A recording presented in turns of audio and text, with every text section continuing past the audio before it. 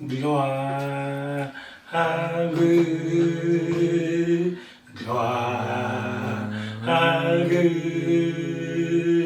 gloire à l'agneau, gloire, gloire,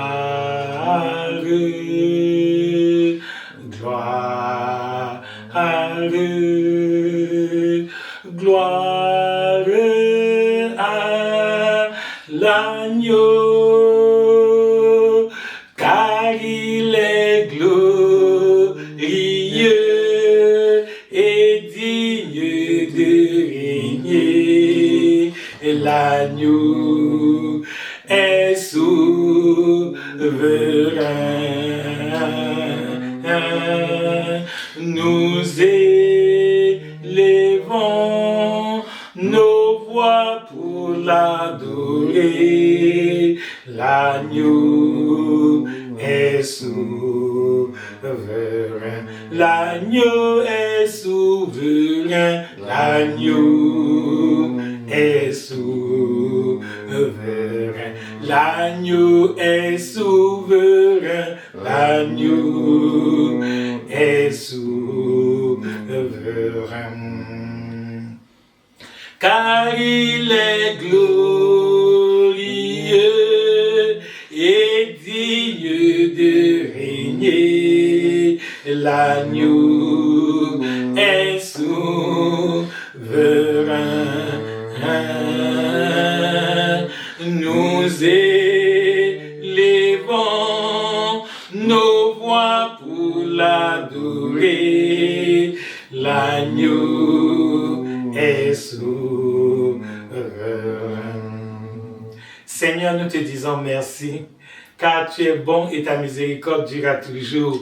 Tu es le berger fidèle et nous sommes le troupeau de ton pâturage. Amen. Merci pour la grâce que tu nous donnes d'être encore rassemblés ici ce matin, Seigneur, pour te célébrer, pour chanter tes louanges et pour recevoir de la nourriture spirituelle, la manne cachée qui nous soutient et nous fortifie sur le chemin, Seigneur, vers le paradis. Amen. À toi la gloire au siècle des siècles. Amen. Que ta présence soit effective parmi nous. Amen. Que le Saint-Esprit puisse régner et nous diriger du début jusqu'à la fin de ce culte matinal. Amen. Au nom de ton Fils Jésus-Christ. Amen. Amen. Amen. Amen. Alléluia. Amen. Bonjour bien-aimés frères et sœurs. Amen.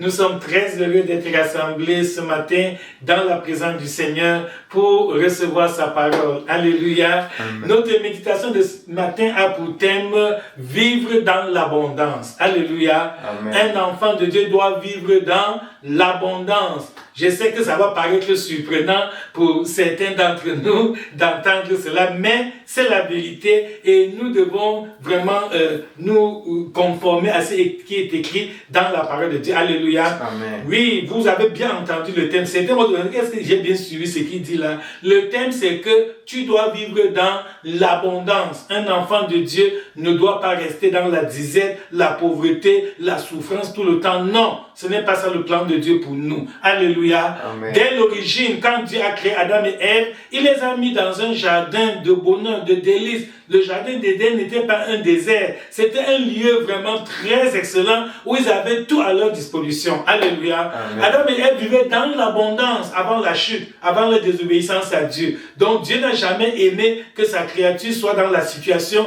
où beaucoup d'enfants de Dieu vivent aujourd'hui. À peine ils ont de quoi manger, à peine ils ont de quoi se vêtir. Ils sont tout le temps vraiment en train de souffrir, de trimer. Non, ça ce n'est pas le plan de Dieu. Ce sont les conséquences ultimes du péché, de la séparation. Parce que le péché sépare l'homme de Dieu. Dès qu'Adam a péché, vous voyez, il a été chassé du jardin. Ce péché a causé la séparation entre Adam et son créateur. Et dès lors, il a commencé à souffrir pour avoir de quoi manger. Parce que l'une des peines était que tu mangeras le pain à la sueur de ton frère. Alors qu'avant la chute, Adam n'avait pas besoin de dépenser de la suite, il ne souffrait pas. Il avait tout à sa disposition, que ce soit la nourriture, que ce soit tout, et en plus de tout ça, il avait la présence de Dieu. Donc Adam avait l'abondance matérielle, l'abondance financière, et même l'abondance spirituelle, parce que Dieu lui rendait visite chaque soir, et il s'entretenait avec lui comme un ami. Je prie que cette grâce soit encore ton partage au nom de Jésus. Amen. Parce que c'est là la mission de Jésus-Christ. Jésus est venu sur la terre pour mourir pour nos péchés, pour nous sauver, et nous délivrer des conséquences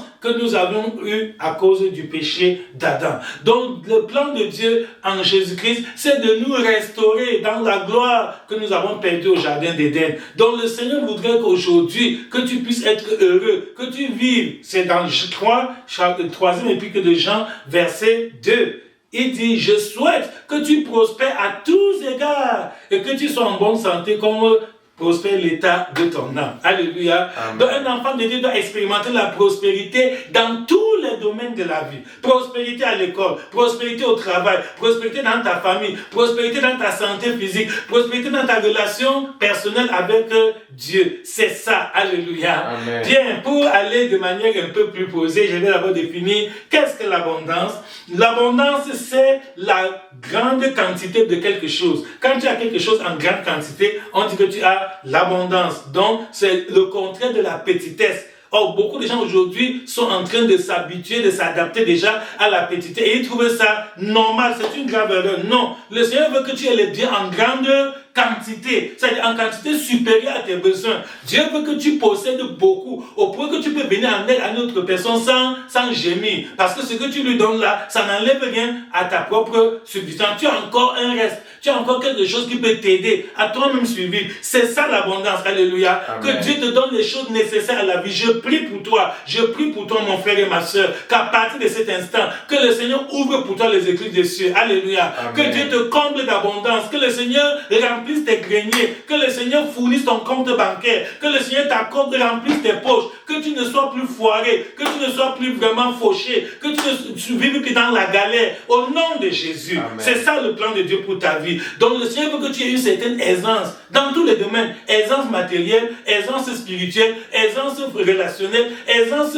dans tous les domaines de la vie, alléluia. Amen. Parce que tu as des ressources, parce que le Seigneur t'a béni. Et cette abondance, c'est la bénédiction de Dieu, alléluia. Amen. Je voudrais faire cette précision. Nous ne parlons pas ici de l'abondance qui vient du diable, parce que Satan aussi donne l'abondance aux gens. Il a dit à Jésus que regarde le royaume de cieux, regarde la terre et tous ses royaumes. Si tu te prosternes m'adores, je vais te les donner parce que cela m'a été donné par Adam. Mais Jésus a refusé. Jésus a dit non, arrête de moi Satan. Donc nous ne parlons pas de ceux qui ont fléchi les genoux devant Satan pour avoir les biens matériels, les richesses, l'argent, les millions, les milliards. Non, c'est pas de ça que nous parlons. Nous parlons de l'abondance selon Dieu. L'abondance qui vient de Dieu. Quand c'est Dieu lui-même qui visite quelqu'un. Il est écrit dans le livre de Proverbes, chapitre 10, verset 22. Proverbes, chapitre 10, verset 22, il est écrit, c'est la bénédiction de l'Éternel qui enrichit et ne la fait suivre d'aucun chagrin. Alléluia. Amen. Donc quand Dieu bénit quelqu'un, tu es heureux, tu jouis du bonheur, tu jouis des biens, de tout ce que le Seigneur t'a donné, mais il ne l'a fait suivre d'aucun chagrin. Alors que quand c'est devant Satan que les gens sont allés faire des pactes démoniaques dans des sectes pernicieuses pour avoir de l'argent, ils ont de la peine, ils vivent dans des jours, ils sont des esclaves, ils ont des lois et des préceptes qu'on leur prescrit et ils ont un bonheur apparent. Ce n'est pas de ça que je parle. Apparemment, tu les vois à l'aise, mais en réalité, si te décrivent leurs conditions de vie, si te disent ce qu'ils vivent dans leur intimité, tu auras pitié d'eux. Tu vas même préférer rester dans le besoin que d'avoir le genre de richesse dont les païens se vantent aujourd'hui. Alléluia. Amen. Donc, la bénédiction de l'Éternel, c'est elle qui enrichit. Quand tu as une bonne relation personnelle avec Dieu, quand tu crains le Seigneur, quand tu marches selon la parole de Dieu, quand tu obéis aux principes du Seigneur, le Seigneur est content et la grâce de Dieu va surabonder dans tous les domaines de ta vie. Le Seigneur va te surprendre, Dieu va te bénir, Dieu va te combler de richesse, de gloire, de sagesse, d'intelligence, de santé. Tous les domaines de ta vie vont rayonner. Alléluia. Amen. Voilà, donc je voudrais que tu changes ton système de pensée. Je voudrais que tu changes de mentalité. Parce que beaucoup de chrétiens aujourd'hui ont une mauvaise base. Ils ont des préjugés défavorables. Beaucoup ont mal compris la parole de Dieu. Et la religion ne nous a pas aidés en cela. Parce que dans la religion, on nous a appris que Jésus a dit heureux les pauvres, car ils résideront au royaume de Dieu. Non, ce n'est pas vrai. Jésus n'a jamais dit heureux les pauvres, car ils hériteront le ciel. Non, la pauvreté n'est pas un critère pour entrer au paradis. Ce n'est pas vrai. La Bible dit clairement, on a déformé ce verset, on l'a mal interprété. La Bible dit plutôt dans Matthieu, chapitre 5, verset 13, la Bible dit, heureux les pauvres en esprit, car ils hériteront le royaume de Dieu. On ne parle pas des pauvres en argent, on ne parle pas des pauvres en matériel, c'est les pauvres en esprit. C'est-à-dire ceux qui sont humbles, ceux qui reçoivent la parole de Dieu avec un cœur honnête et bon, ceux qui n'ont pas des arrière-pensées, ceux qui n'ont pas des préjugés, ceux qui ont vraiment, ils sont réceptifs à la parole de Dieu. Être pauvre en esprit veut dire que tu es quelqu'un ouvert, disponible, quand le Seigneur t'éclaire, tu reçois ce qu'il a dit sans chercher à des raisonnements pour contrecarrer et refuser ce qu'il est écrit. Donc voilà, c'est vraiment le grand problème, c'est que beaucoup ont mal compris, pensant qu'on a dit que heureux les pauvres. Alors, au lieu de faire des efforts pour subvenir à tes besoins, pour avoir de quoi vraiment nourrir ta famille, alors tu te dis que non, si je suis pauvre, c'est que c'est Dieu qui l'a voulu, c'est une épreuve que Dieu a lancée sur moi. Non, non, non, non. Dieu ne te teste pas avec ça. Non, Dieu veut que tu sois, il dit, je veux que tu prospères à tous égards, à tous, dans tous les domaines, que tu prospères et que tu sois en bonne santé, que rien ne te gêne. Et ça doit être aussi parce que c'est ainsi que prospère ton âme. Selon que tu crains Dieu, selon que tu as une bonne relation personnelle avec Dieu, l'Éternel va t'ouvrir les portes. Alléluia. Amen. Dieu va t'ouvrir de nouveaux horizons. Dieu va disposer même les hommes en ta faveur. La Bible dit que quand Dieu approuve le voie d'un homme, il dispose en sa faveur même ses ennemis. Le Seigneur va faire venir de toi les richesses des nations. Dieu dit que tu ne prêteras jamais. Non, au contraire, tu ne peux pas, quand tu as des dettes, etc., tu n'es pas à l'aise parce que tu es gêné. Quand tu vois ton créancier, tu as même peur que d'un moment il va demander où est mon argent. Alors que la parole de Dieu dit que c'est nous qui devons avoir l'abondance et même aider ceux qui sont dans le besoin. Alléluia. Amen. Je prie que cette promesse s'accomplisse dans ta vie au nom de Jésus. Amen. Donc le même Dieu qui guérit nos maladies, c'est lui qui nous accorde aussi nos bénédictions. J'ai fait cette expérience. Alléluia. Amen. Quand tu entres dans une église, et tu dis, bien-aimé, oh, je rends gloire à Dieu. Alléluia. Jésus a pardonné nos péchés. Alléluia. Tout le monde dit Amen. Les gens crient avec joie que oui, c'est vrai. Jésus a pardonné tous nos péchés. Quand tu dis Jésus a guéri nos maladies, on dit Amen. C'est merveilleux. Oui, il guérit nos maladies. C'est vrai. Mais quand tu dis que Jésus veut que nous soyons riches, les gens sont un peu étonnés, les gens sont crispés. Il y en a qui se regardent les uns et disent que qu'est-ce que le pasteur là dit maintenant? Certains vont me dire que tu es un mondain. Ils vont dire que tu as perdu la foi, que tu as perdu la spiritualité, que tu es déjà entré dans les choses du monde, c'est parce que ton cœur est déjà sur l'argent, etc. Non, bien aimé, notre salut est total. Alléluia. Amen. Jésus nous a apporté un salut complet. Jésus ne nous a pas sauvés à moitié. Donc Jésus nous sauve du péché, c'est vrai, son sang a coulé sur la croix pour le pardon de nos péchés. Jésus nous sauve aussi des maladies, c'est vrai, par ses métrisures nous sommes guéris. Ésaïe chapitre 53, verset 5. Par le métrisure de Jésus nous sommes guéris. Mais le même Jésus, son sacrifice sur la croix, nous donne aussi l'accès à avoir la richesse matérielle. Alléluia. Amen. La richesse financière. Un enfant de Dieu doit avoir des biens, des maisons, de l'argent, tout ce qu'il faut, de la nourriture, des vêtements, pour pouvoir subvenir à ses propres besoins. Ça fait mal, c'est un scandale. Quand les païens ont pitié de toi, que le gars de type là, il n'arrive même pas à manger, et tous les jours il est à l'église, il n'arrive même pas à nourrir sa famille, il ne peut même pas envoyer ses enfants à l'école, ses enfants n'ont même pas de quoi. C'est scandaleux. Et pour toi, tu te dis que non, c'est parce que ça sont les choses du monde. Non, que l'argent, les richesses, c'est les choses du monde. Non, la terre entière appartient à l'Éternel. Alléluia. Amen. Oui, et c'est lui qui donne, c'est lui qui nous donne. Donc, le thème, c'est nous devons vivre dans l'abondance. Si tu n'es pas dans l'abondance, ce n'est pas normal. Si elle la disait dans un domaine de ta vie, ce n'est pas normal. N'accepte pas ça, que non, c'est Dieu qui a voulu que je sois pauvre, que chaque jour, même pour manger, vraiment, je n'arrive pas. Non, c'est pas bon. C'est pas bon. Dieu ne t'a pas donné. Ça vient de l'ennemi. C'est à cause de la chute. C'est le péché qui a privé Adam de toutes les ressources qu'il avait au jardin d'Éden. Ce n'était pas la volonté de Dieu que Adam souffre. Il en est de même pour toi et moi. Alléluia. Amen. Bien-aimé, Jésus a dit clairement, il a bien défini sa mission. Dans le livre de Jean, chapitre 10, verset 10. C'est un verset très facile à retenir. Jean 10, 10. Vous voyez, la référence est très simple. Jean 10, 10. Évangile de Jean, chapitre 10, verset 10. Qu'est-ce que le Seigneur Jésus a dit? Il a dit, le voleur ne vient que pour dérober, pour égorger et détruire. Moi, je suis venu afin que les brebis aient la vie et qu'elles soient dans l'abondance. Alléluia. Amen. Le Seigneur est venu pour que tu aies la vie et que tu sois dans l'abondance, mon frère. Ma soeur, Jésus est venu pour que tu aies la vie et que tu sois dans l'abondance. Pourquoi Jésus traite Satan de voleur? Oui, Satan est le voleur, il vient pour dérober, détruire et égorger. C'est ce qu'il a fait au jardin d'Éden. Vous voyez, il a trompé Adam et Ève. Ils ont péché contre Dieu et ils ont perdu la grâce, la richesse, les potentialités qu'ils avaient. Mais le Seigneur est venu pour nous rétablir, pour nous restaurer, pour nous restituer ce que nous avons perdu. Alléluia. Amen. Il dit, moi je suis venu afin que les brebis aient la vie et qu'elles soient dans l'abondance. Donc Dieu veut que tu sois dans l'abondance. Et quand le Seigneur te donne cette abondance, ce n'est pas pour toi seul. Non, on ne dit pas d'être égoïste. Au contraire, quand on voit l'exemple d'Abraham dans Genèse 12, l'Éternel lui a apparu et l'Éternel lui a dit, je veux que tu sois une source de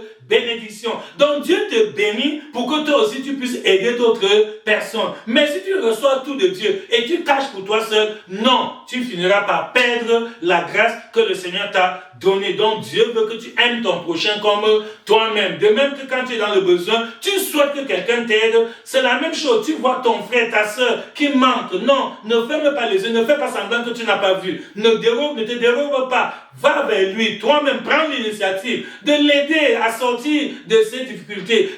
Et quand Dieu voit que quand il te donne, tu partages avec tes frères, Dieu te donne encore en abondance. Alléluia. Amen. Mais quand Dieu voit que lorsqu'il te bénit, tu caches ça pour toi, tu es chiche, tu es vraiment tellement égoïste. Non, même le peu que tu avais, Dieu va souffler dessus et ça va disparaître. Donc, Abraham a eu la bénédiction. L'Éternel lui dit, va-t'en de ton pays, de ta patrie, de la maison de ton père, dans le pays que je te montrerai. Je ferai de toi une grande nation et je te bénirai. Je rendrai ton nom grand et tu seras une source de bénédiction. Alléluia. Amen. Donc, toi qui as la grâce de Dieu, sache que ce n'est pas pour toi seul, c'est pour que tu sois une source de bénédiction. Car à travers toi, beaucoup d'autres frères, beaucoup d'autres sœurs, que même les membres de ta famille témoignent que Dieu est bon. Alléluia. Amen. Quand Dieu bénit quelqu'un, c'est pour que ta vie soit un témoignage, que tu sois un bon exemple, que tu sois un modèle, que autour de toi, les gens sentent que oui, c'est bon de servir le Dieu-ci, c'est bon de croire en ce Dieu parce que l'homme, si nous le connaissons, hier, il arrivait à peine à manger, il n'arrivait même pas à se vêtir, à s'habiller, mais aujourd'hui, voilà, sa vie a totalement changé. Depuis qu'il a cru à la parole de Dieu, on voit la prospérité, il est devenu sage, il est devenu responsable, il est devenu entrepreneur, vraiment, il ne croise plus les bras, il a abandonné la paresse, il travaille dur, il travaille vraiment avec acharnement, et on voit comment Dieu bénit l'œuvre de ses mains. Voilà, bien aimé, à partir de là, toi qui hier, tu mendiais, tu tendais la main, ce n'est pas bon.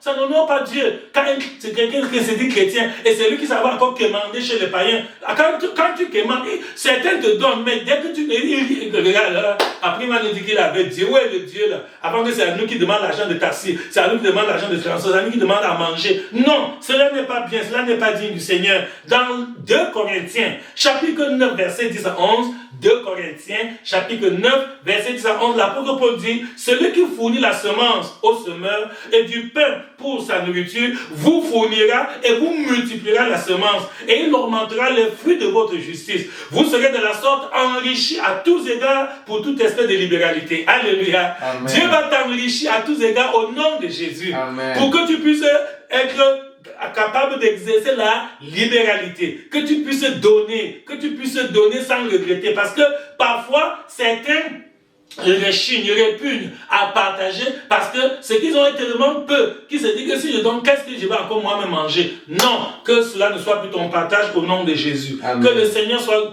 que la grâce de Dieu que le Seigneur puisse être ton pourvoyeur, que Dieu, le magasin de Dieu ne connaît jamais de rupture de stock. Non, le magasin de Dieu est toujours plein. Donc quand c'est Dieu qui est ton pourvoyeur, tu en as toujours, tu reçois toujours. Alléluia. Amen. Donc Jésus est venu.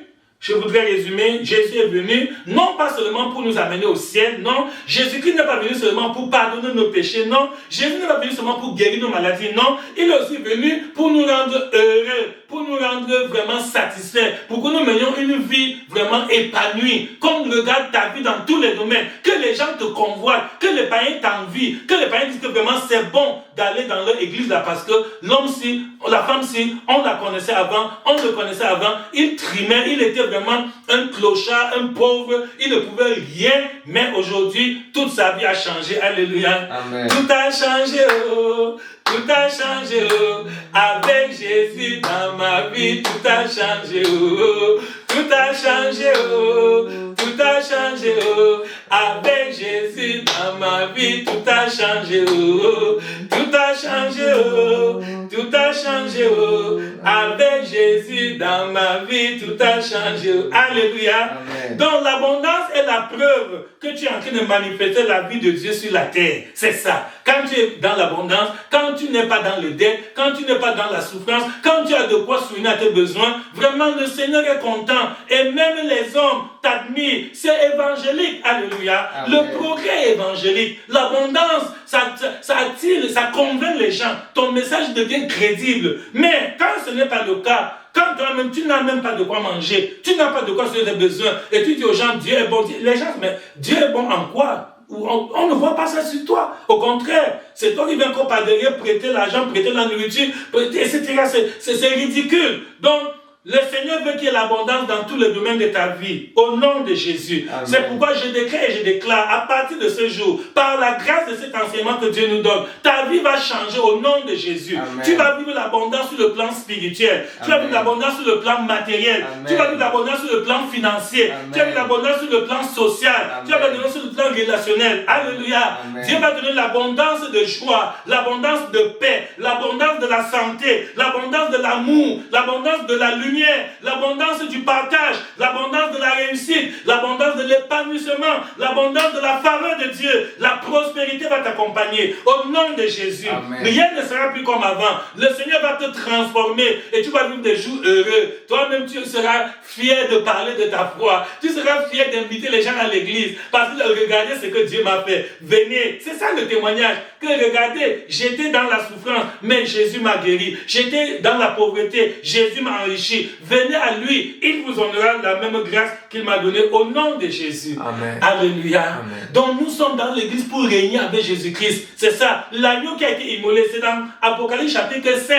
Que l'agneau de Dieu qui a été immolé doit recevoir la gloire, l'honneur, la richesse.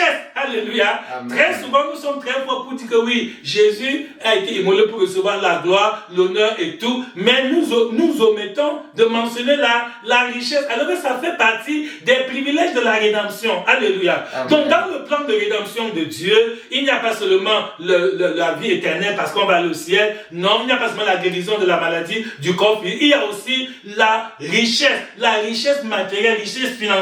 Donc, mets ça dans ton programme. Change ta mentalité. Si vraiment tu comprends cette parole et tu t'appliques, tu mets ta vie devant Dieu que Seigneur, cette parole dit que tu dois me donner l'abondance financière. Mais je suis encore dans la disette, la pauvreté, le manque. Le Seigneur va transformer ta vie. Alléluia. Amen. La grâce de Dieu va te visiter et tu vas voir que dans tous les domaines de ta vie, tu verras la gloire de Dieu. Si tu crois, tu verras la gloire de Dieu. Alléluia. Amen. C'est ce que Jésus a dit à Marthe et à Marie au bord du tombeau de Lazare. Que si tu crois, tu verras la gloire de Dieu. Par conséquent, s'il y a encore la disette, la pauvreté, le manque dans un certain domaine de ta vie, c'est la preuve que tu n'as pas laissé que la vie de Dieu se manifeste dans ce domaine de ta vie-là. Et aujourd'hui, l'enseignement vient pour t'éclairer, pour te dire que non, mon peuple est détruit parce qu'il lui manque la connaissance. Tu souffres pour rien. C'est ton ignorance qui te fait souffrir. Tu dis que non, quand je vois les autres avoir les biens, moi ça me regarde, passons les choses du monde. Non, nous avons besoin, même pour l'évangélisation. Alléluia. Amen. L'évangile est gratuit.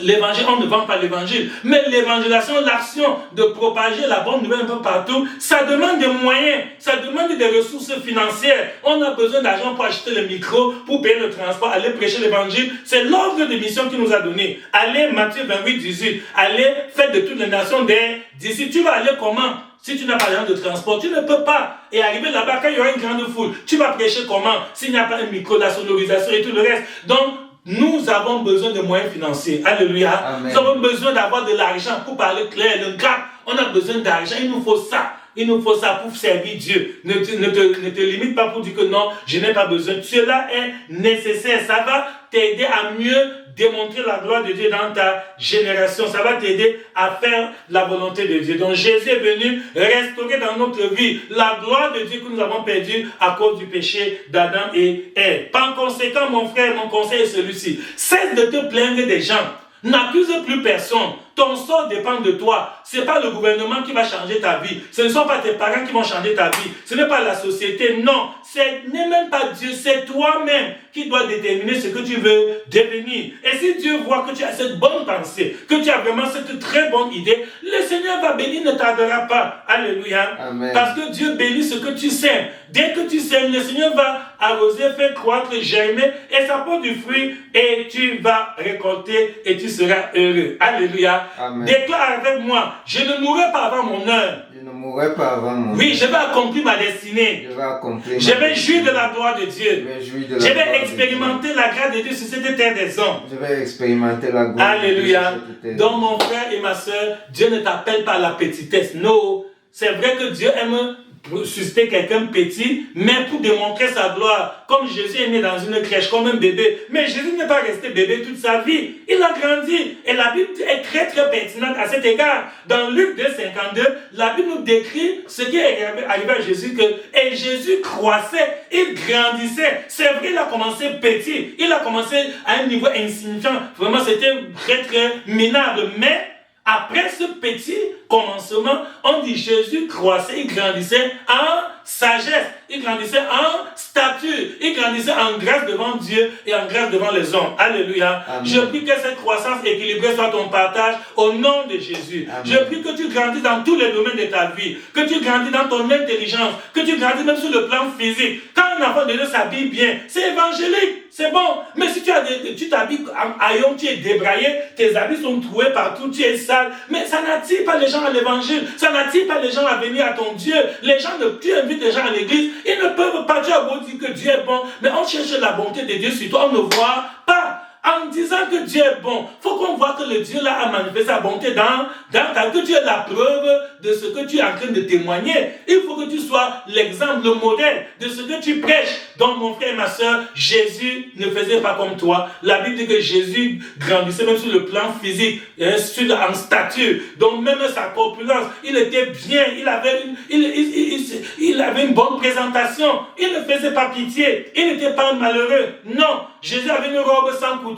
Donc ce n'était pas n'importe quel habillement. Donc tu dois bien t'habiller, tu dois bien te chausser, tu dois bien te laver, tu dois être propre, tu dois être présentable. Il faut que ton apparence soit évangélique. Il ne faut pas que ton apparence repousse les gens et les empêche de venir dans l'église. Que cela ne soit plus ton partage au nom de Jésus. Donc à partir de maintenant, quel que soit le domaine de ta vie, qui était handicapé, paralysé par le péché, que tu expérimentes la délivrance au nom de Jésus. Amen. Même si tes finances étaient paralysées, si même tes poches étaient trouées, à partir d'aujourd'hui, reçois l'abondance financière au nom de Jésus. Amen. Que même si tu avais des problèmes de maladie, de problèmes de santé, dès maintenant, que la grâce de Dieu t'accorde la parfaite santé au nom de Jésus. Amen. Donc c'est à toi que je parle ce matin, que vraiment le Seigneur veut que tu vives dans l'abondance. Prends ça au sérieux et mets-toi au travail. Si tu sèmes, Dieu va bénir. Et le Seigneur va te faire comme Isaac. Il avait semé dans un lieu désertique. Et le Seigneur a béni, il a récolté le centuple. Voilà. Je suis sûr que les gens vont s'étonner de toi. Alléluia. Oui, quand tu vas pratiquer cette parole, Dieu va t'ouvrir des portes, Dieu va t'accorder des ouvertures, des marchés, Dieu va te donner des opportunités. Les gens commencent à dire, faites attention au type là, il sent qu'il a mis la main quelque part. Peut-être qu'il a entré dans la sorcellerie, la magie. Non, c'est la grâce de Dieu. Alléluia. Proverbe 10, c'est la bénédiction de l'Éternel qui a enrichi. Alléluia.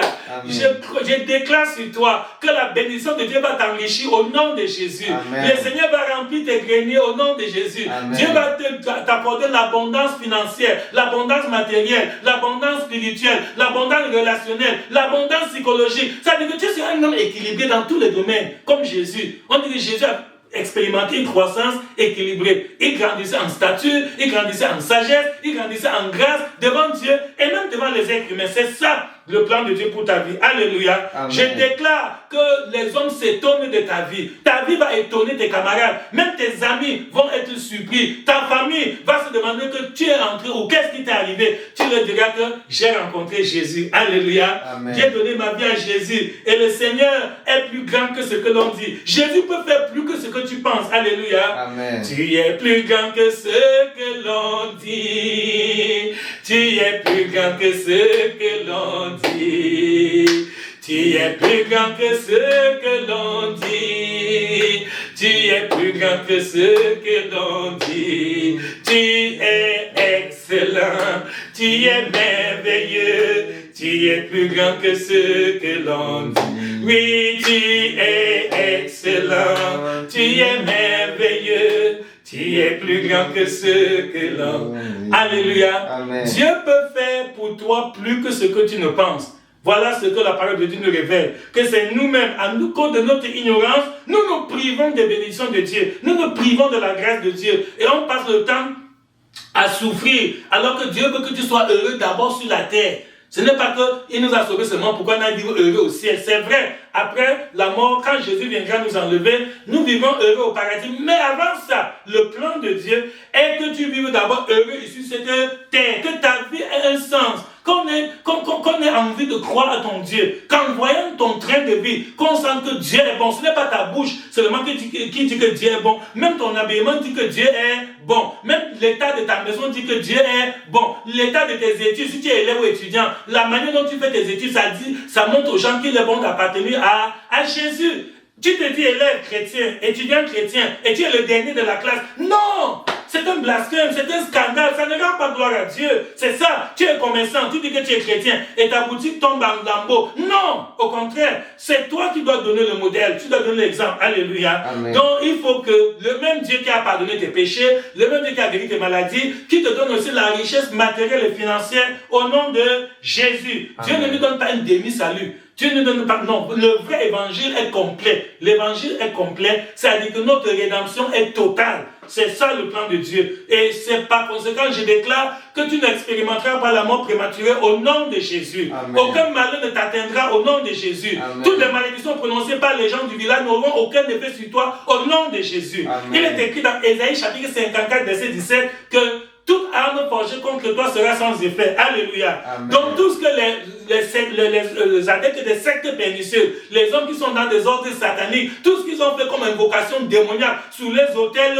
de Baal, cela n'aura aucun effet sur toi au nom de Jésus. Amen. Ils n'auront que leurs yeux pour pleurer. La Bible dans 1 Pierre 5:8 que le diable rôde comme un lion rugissant, cherchant qui dévorer. Satan a le droit de rôder. Ça, Dieu lui a donné ce droit. Mais Satan n'a pas le droit de te toucher. Alléluia. Amen. C'est toi-même qui peux donner à Satan l'autorisation de te toucher. Il peut rôder autour de toi 1 an, 2 ans, 5 ans, 10 ans. Mais tant que tu ne pèches pas, tant que tu ne violes pas la parole de Dieu, il ne peut pas te toucher. Donc, c'est l'homme qui donne l'autorisation à Satan de toucher, de détruire sa vie à travers le péché. Donc le péché sépare l'homme de Dieu. Le péché apporte beaucoup de difficultés. Donc tous les complots nocturnes que les sorciers, les vampires, les marabouts ont fait contre toi, je les annule au nom de Jésus. Amen. Et je proclame la parfaite sécurité. Le Seigneur va te faire jouir du bonheur, de la paix, de la prospérité dans tous les domaines. Tu vas rayonner. Ta vie va être glorieuse. L'Éternel va démontrer sur toi qu'il est le même hier, aujourd'hui et éternellement. Alléluia. Amen. Donc Dieu veut nous donner une rédemption complète, une rédemption totale. Tu vas devenir influent dans la société. On va te voir comme quelqu'un, on va te respecter en voyant comment Dieu t'a béni, comment Dieu t'a transformé. Toi qui hier disais seulement avec la bouche que Dieu est bon, non. Quand on va voir dans les actes concrets que tu peux subvenir à tes besoins,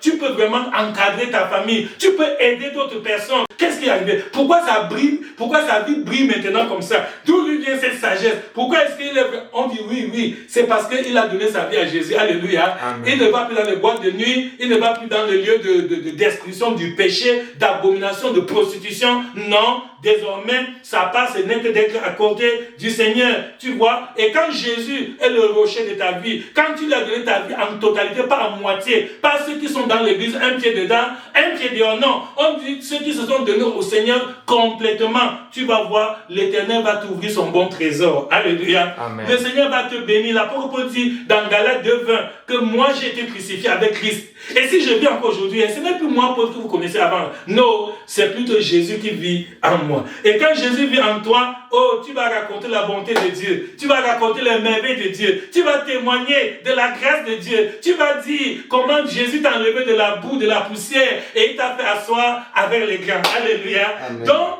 c'est par la nouvelle naissance que nous entrons dans le royaume de Dieu. Et Jésus nous amène comme ça dans une nouvelle dimension de la vie. Ce que tu ne pouvais pas réaliser avant, oh, ça devient maintenant ton expérience quotidienne. Tout ce qui te paraissait dur, comme tu marchais seul et c'était pénible, maintenant tu ne marches plus seul. Tu marches avec Jésus. Et avec Jésus, nous ferons des exploits. Alléluia. Amen. Avec Jésus, tu vas prospérer même dans ton business. Avec Jésus, le Seigneur, peut-être tu n'avais qu'une boutique, Dieu va te donner encore d'autres boutiques. Avec Jésus, avec cette grâce de Dieu, le salaire que Dieu te donne, avant tes poches étaient trouées parce que quand tu recevais ton salaire, tu gaspillais sur la prostitution, sur l'ivrognerie et les choses semblables. Maintenant, tu deviens un homme responsable. Ton salaire aura de la valeur. Ton argent va être fructifié. L'Éternel va te couvrir de sa grâce. Alléluia. Amen. Donc, quand tu es consacré à Dieu, c'est toi qui profites. La consécration, tu ne fais pas une faveur à Dieu. Non, au contraire. Un homme spirituel, c'est le Seigneur lui-même qui le guide, qui l'oriente.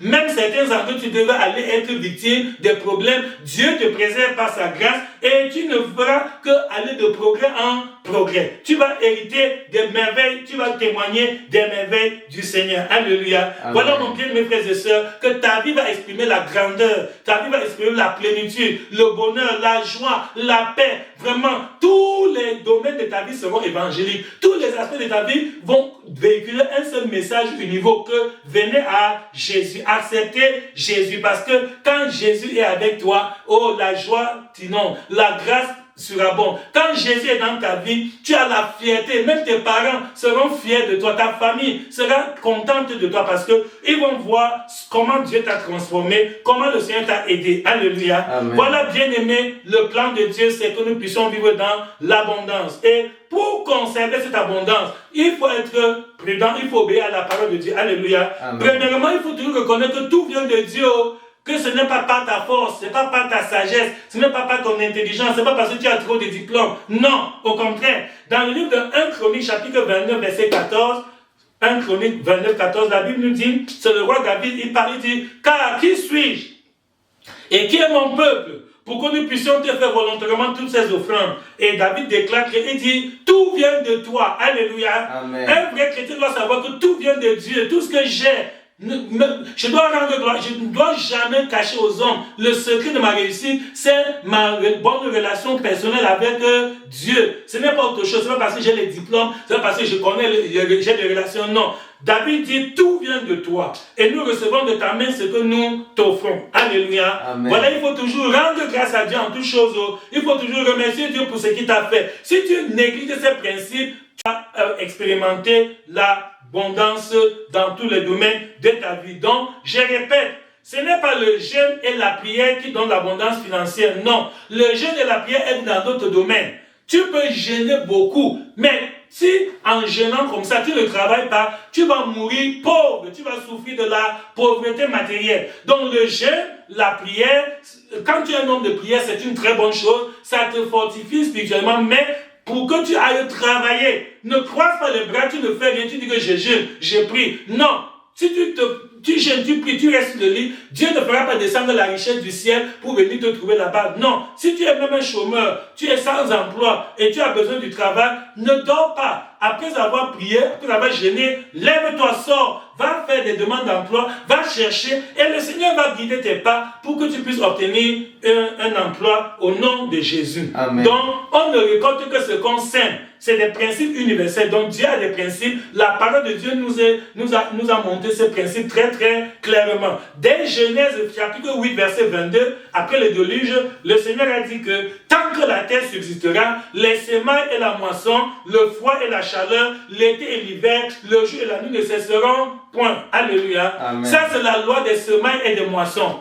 On récolte ce qu'on sème. Donc Dieu ne bénit pas la paresse, Dieu ne bénit pas le vide. Si tu veux l'abondance financière comme nous venons de prêcher, il faut que tu travailles, tu dois travailler dur, tu dois te lever tôt, tu dois faire ta part. Il y a la part de l'homme, il y a la part de Dieu. Alléluia. Amen. Donc ça, c'est pour ceux qui comprennent mal la parole et disent que non, l'évangile a dit que Dieu va me donner l'abondance et maintenant, tu croises les bras, tu ne pries pas, tu ne travailles pas, tu ne fais aucun effort. Non, tu seras dans la confusion et c'est pas ça le plan de Dieu. Dans 2 Corinthiens, chapitre 9, verset 6, la Bible dit, sachez-le, celui qui sème peu moissonnera peu. Et celui qui sème abondamment moissonnera abondamment. Alléluia. Amen. Donc fais attention.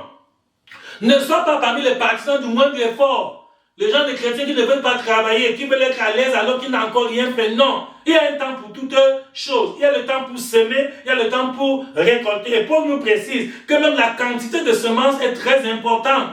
Si tu sèmes seulement un peu, ok, tu vas récolter aussi peu. Mais si tu sèmes abondamment, tu vas récolter abondamment. Donc c'est la loi de la nature. Dieu ne veut pas... Si tu restes dans la paresse, Dieu ne va pas faire un miracle pour couvrir ta paresse, pour couvrir ta négligence. Non. Dieu respecte les lois de la nature que lui-même il a créées. C'est pour ça, mon frère et ma soeur, mets-toi au travail à partir d'aujourd'hui. Vraiment, ne perds plus le temps. Et il ajoute encore dans Luc chapitre 6, verset 38, il dit, donnez et il vous sera donné. On versera dans votre sein une bonne mesure, serrée, secouée et qui déborde. Car on vous mesurera avec la mesure dont vous serez servi. Alléluia. Amen. Vous voyez, c'est la loi, c'est la parole, ce sont des principes universels. C'est applicable partout, en Afrique, en Europe, en Amérique, en Asie, en Océanie, quel que soit le lieu. Ne dis pas que ma situation c'est à cause du pays où je me trouve. Non, que tu sois dans n'importe quel pays sous-développé ou pays surdéveloppé, si tu appliques les principes de la parole de Dieu, la même grâce va t'accompagner. La même bénédiction sera ton partage au nom de Jésus. Amen. Parce que Dieu est omniprésent, Dieu est partout. Dieu est dans tous les pays, dans toutes les villes, même au village, Dieu est là. Fais la volonté de Dieu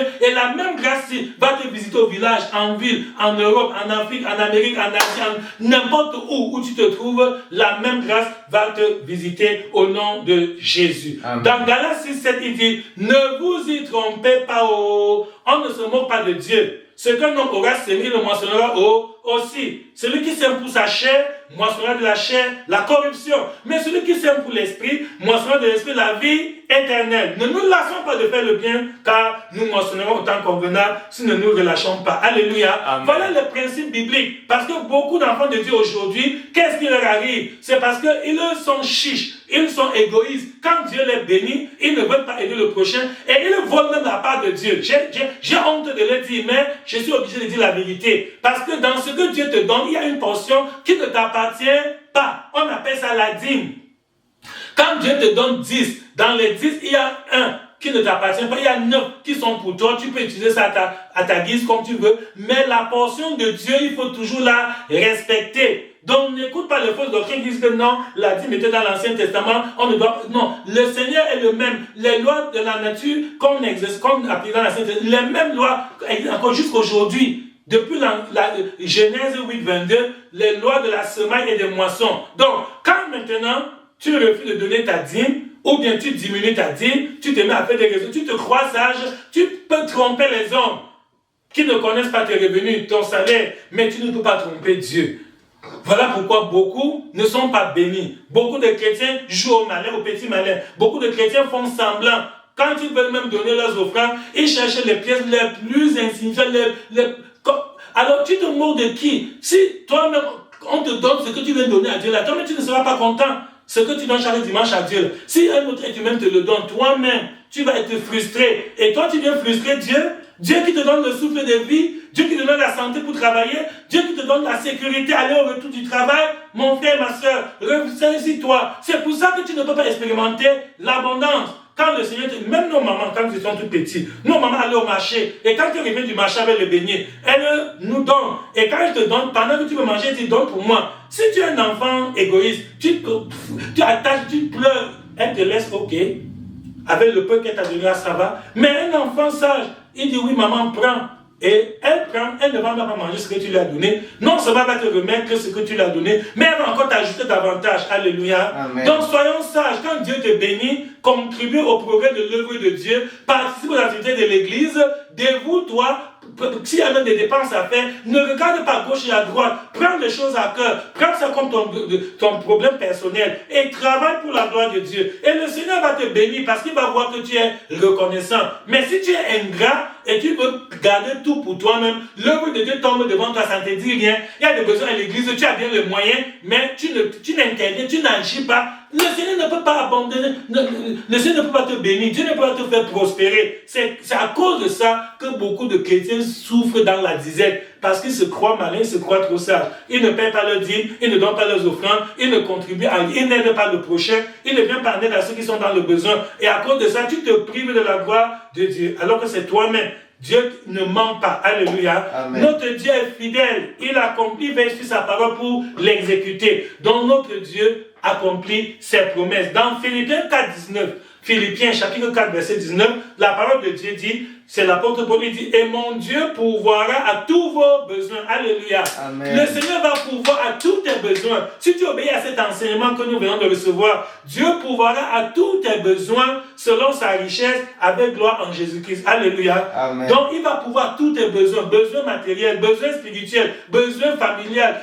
quel que soit le besoin que tu peux avoir, garde confiance en Dieu et le Seigneur t'ouvrira les portes de la bénédiction. Alléluia. Amen. Dans Éphésiens 3, verset 20, Éphésiens chapitre 3, verset 20, la Bible dit, « Or, à celui qui peut faire, par la puissance qui agit en nous, infiniment au-delà de tout ce que nous demandons ou pensons. » Alléluia. Amen. Dieu va te surprendre au nom de Jésus. Amen. Dieu va te bénir au-delà de tes sujets de prière. Amen. Le Seigneur va t'ouvrir des portes inattendues. Le Seigneur va disposer le cœur. Il dit, quand Dieu approuve les voies d'un homme, il dispose en sa faveur même ses ennemis. Dieu va t'ouvrir des portes que tu n'imaginais pas. Le Seigneur va t'accroître. Le Seigneur va vraiment te faire prospérer à tous égards, au-delà de ce que tu penses. Donc, les bonnes choses te fuient parce que tu fuis Jésus. Quand tu fuis Jésus, vous voyez l'exemple de Pierre, quand il allait faire la pêche, il a passé toute la nuit, il n'a rien pêché parce qu'il n'était pas avec Jésus. Et dès qu'il a obéi à l'ordre du Seigneur, les poissons sont venus, il a fait une pêche miraculeuse. Donc, quand tu obéis à Jésus, oh, les poissons, la grâce, la bénédiction, l'argent, la richesse, la prospérité sera ton partage. Mais quand tu refuses la parole de Dieu, tu refuses de faire la volonté de Dieu, tu veux seulement agir selon tes propres plaisirs, ou tu veux imiter les gens du monde, tu te prives, c'est toi qui perds et c'est toi qui le regretteras. Mais je prie que par cet enseignement, tu te ressaisisses. Alléluia. Amen. Que la gloire de Dieu t'illumine, que cette parole change ta mentalité, que ça change ton système de pensée et que tu sois maintenant un chrétien enraciné et fondé dans les Saintes Écritures et que tu puisses expérimenter un salut complet, une restauration totale, car Dieu a envoyé Jésus-Christ pas seulement pour nous sauver du péché, pas seulement pour nous guérir de la maladie, mais aussi pour que nous ayons la vie et que nous soyons dans l'abondance, pour que nous expérimentions l'abondance dans tous les domaines de la vie. Alléluia. Amen. Nous prions. Seigneur, merci pour cette lumière, merci pour cette révélation. Toi qui ôtes les écailles de nos yeux, toi qui nous délivres des ténèbres de l'ignorance et qui nous éclaires par ta parole, Seigneur, que nous devons nous soumettre à ta volonté, nous devons faire ce qui est agréable à tes yeux. Et ainsi, oh Dieu, nous allons expérimenter la plénitude de tes grâces, car c'est la bénédiction de l'Éternel qui enrichit et tu ne l'as fait suivre d'aucun chagrin. Que cette parole transforme la vie de tous tes enfants. Que cette parole délivre tous ceux qui ont été longtemps captifs, oh Dieu, de la pauvreté, du manque, de la pénurie, de la disette. Que par ce message, tu transformes la vie de tes enfants et qu'un jour nouveau se lève. Que chacun d'entre nous puisse expérimenter un salut complet, une rédemption totale dans tous les domaines, Seigneur. Au nom de Jésus, nous avons prié. Amen. Amen. Amen.